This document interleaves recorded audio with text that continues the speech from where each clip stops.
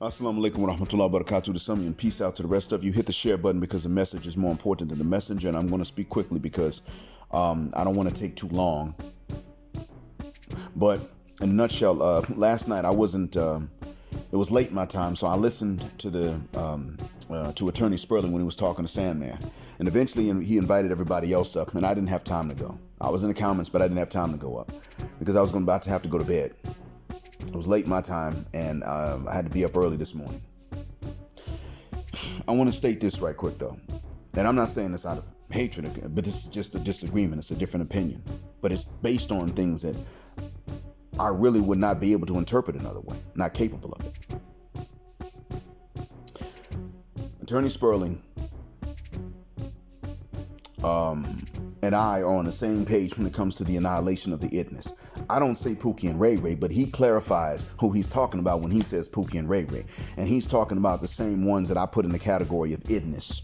Intentionally dysfunctional, negative stereotypes. I know, right? It's got to be that way because, see, frankly, those are the ones that are dangerous and they're proud of it. And they will not stop what they're doing. They got they're predatory, they got victims. The crimes involve some sort of violence, and they're just going to keep doing it. Whatever it is they're doing. If it's armed robbery, if it's molestations, rapes. They don't even, and we're not even talking about the ones that break into your house and grab a radio and run off. No, when you're not there. We're not talking about, no. They wait till you're home and break in because they just got to dominate somebody. You got to feel powerful over someone that ain't done nothing to them, and they will not commit these crimes in the Wyatt's neighborhoods.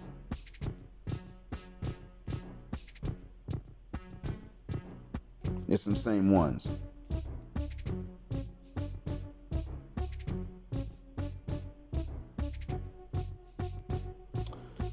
That's where the issue comes in.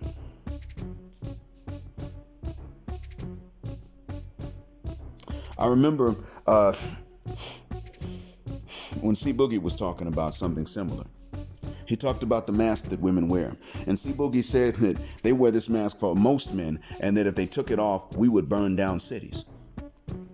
And I'm going to tell you straight away that you can tell right there that what that means is that they've taken the mask off of him and they've shown him what it is that would make us burn down cities. And if we're not walking around as guys looking for trouble, but knowing what's under their mask would make us burn down cities, that means that the deception is unforgivable and unexcusable.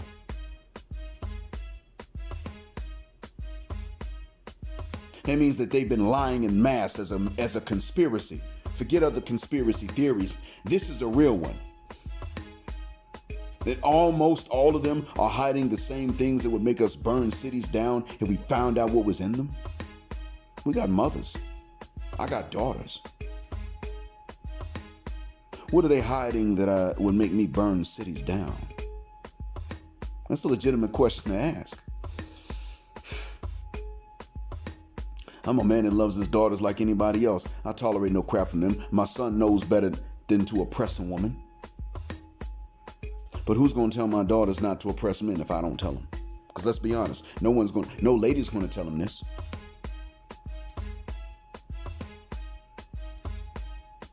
How to not drive away the good ones. No lady's going to tell them this. I got to tell them that.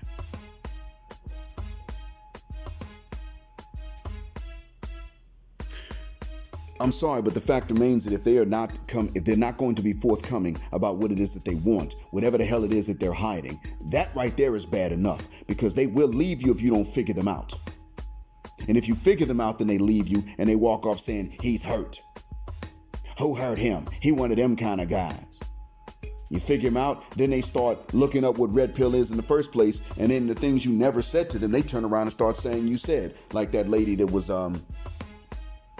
whose screenshot is circulating now about her boyfriend becoming red pill and start asking about her student loan debt and everything else, and then he left her.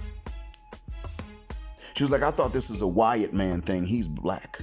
Oh, so you did know about it before, but you thought it was only one of their things. That's what it was. You just figured, okay, well, black men don't have any right having any standards. That's what that's about. See, when he says, C Boogie set up and told us that they're at war with us. So I'm sorry, but when Attorney Sperling and Sandman talk about their nature, I don't care if it's their nature or not. How the hell are they not enemies if they're willing to indulge in a nature that is hostile towards us? While telling men that male nature is not an excuse, even when it's not hostile to them. Our simplicity is too much for them. It's easy for them to deal with. They just can't. They just get sick and tired of actually being the source of our happiness. They want to be the cause of our misery. So if we're simple, they want to find ways to complicate it, introduce drama. Then it's not even about their entertainment half the time. It's just about your misery. Gentlemen, how the hell is that not an enemy? See, your nature is to take from them and give to them. And you will give and provide according to your resources. Their natures, I don't know. I don't know exactly what it is. I mean, I know they want to take as much as possible, but I can also tell you this. If they demand that they take and you give, and there is no exchange for that, then that makes them an enemy because they're demanding terms they would never accept and for which they would count you as an enemy if you propose to them in reverse. That's an enemy. That's unacceptable. I'm going to take from you and you're just going to keep giving and working and that's it.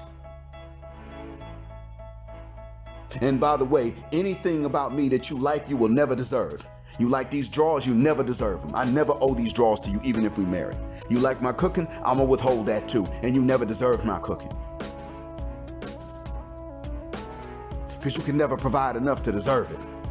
That's an enemy. You're easy to please, and they're sitting up and saying, we're not gonna do that because you never deserve that. How's that not an enemy? If the idness men are the enemies, how are these ladies not enemies when they're telling the rest of us we'll never deserve anything we like about them, but idness can get it? Take me to prison too. Really? Last thing I'll say is that, as I've said before, when we leave the West, it's spreading over there. All of us can't leave, but those who can are going to have to work to stop that spread and nip it in the bud. Thanks for listening. Black Heart, Black Mind, Black Out, and Assalamu Alaikum, and Black Heterosexual, non-select male power because they don't like it, and Black Patriarchy until extinction or Judgment Day.